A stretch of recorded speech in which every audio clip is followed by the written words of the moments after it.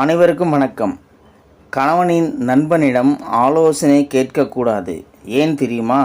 கணவனின் நண்பன் மட்டுமல்ல, பெண்கள் கணவனின் குறைகள் அல்லது நிறைகள் அல்லது அந்தரங்கம் எதுவுமே ஆண்களிடம் ஆலோசனை அல்லது கருத்து கேட்கக்கூடாது. ஆனால் பெண்கள் அடிப்படையில்லை. உதாரணமாக, ஒரு கணவன் மனைவியின் தோழியிடம் மனைவி சந்தோஷம் தரவில்லை என்று சொல்லுவது தவறு என்றாலும் அதனால் பின் விளைவுகள் ஒன்றும் கிடையாது.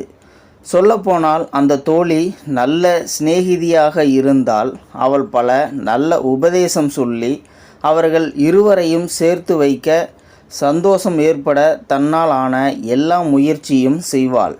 ஆனால் ஒரு ஆண் முதலில் அந்த பெண்ணின் நிலைமையை தனக்கு சாதகமாக ஆக்கிக்கொள்ள வாய்ப்பு உண்டு. அந்த பெண், என் கணவர் என்னிடம் அன்பாக நடந்து கொள்வதில்லை என்று சொன்னால் ஆண்கள் என்ன பேச வேண்டும்? உண்மை பேச வேண்டும். எது உண்மை? இது ஒன்றும் பெரிய விஷயம் இல்லை.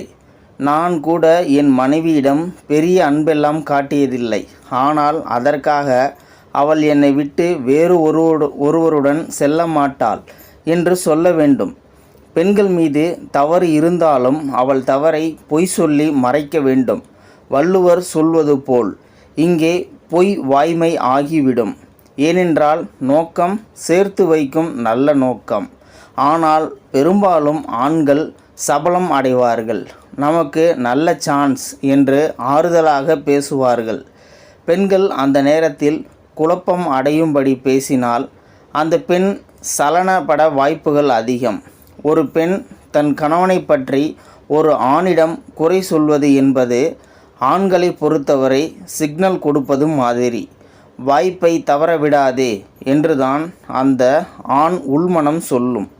அந்த பெண் தன் சொந்த தங்கையாக இல்லாத பட்சத்தில், ஆகவே கை கொடுத்த தெய்வம் சாவித்திரி மாதிரி ஒரு பெண் வெகுளி பெண்ணாக மாறினாலும் கேட்கும் ஆண் ஒரு அண்ணன் சிவாஜி கணேசன் போல பாசமலர் மலர்ந்து மலராகி என்று பாடமாட்டார்.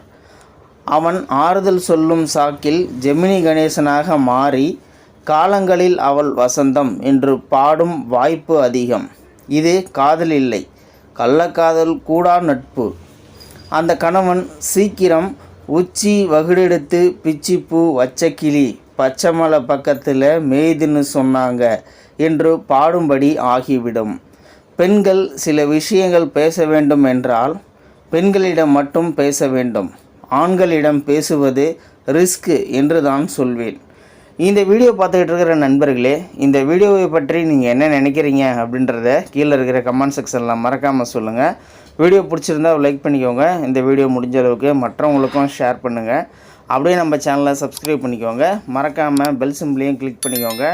நன்றி, வணக்கம்.